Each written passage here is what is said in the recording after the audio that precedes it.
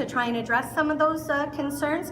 The bid committee was unable to negotiate and to address the concerns and to give us answers that we needed, and so they rejected our bid this morning. What were those concerns? Well, there's very large concerns with the bid. One of them being the ability for FIFA to unilaterally change the stadium agreement at any point.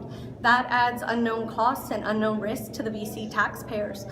We as a province own BC Place, and so we are responsible for the stadium agreement, and we're not willing to put BC taxpayers on the hook for unknown costs. John Furlong says that the province didn't even ask for his help. He ran a successful Olympic Games. Wouldn't it have been helpful? Why didn't you ask John Furlong for help in this? And would it have been helpful to get that advice, considering he had a similar agreement with the IOC on BC Place?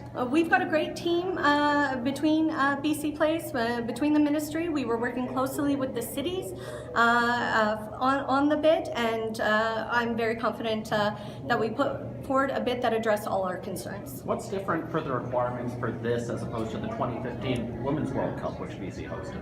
Yeah, we were very excited to have the 2015 Women's World Cup, but the two agreements are extremely different. The scale of the two tournaments is quite different, and the biggest difference being that Canada Soccer Association took on the indemnities for the province during that tournament.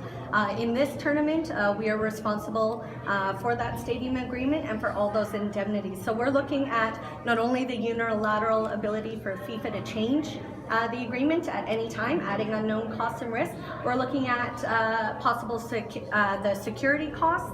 Those haven't been addressed between the bid committee, between the feds, between the province. We're looking at possible stadium upgrade costs, the turf field that has to be in place. None of those concerns were addressed by the bid committee.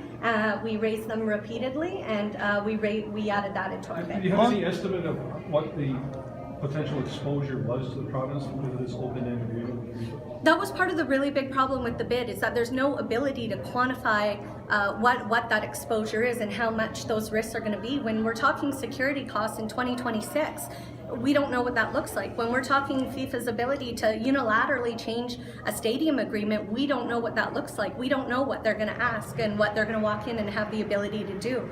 So we want to make the best decision for BC taxpayers, and that's what we're doing. We can't write a blank check to FIFA, and we won't put BC taxpayers on the hook for something that we can't confirm.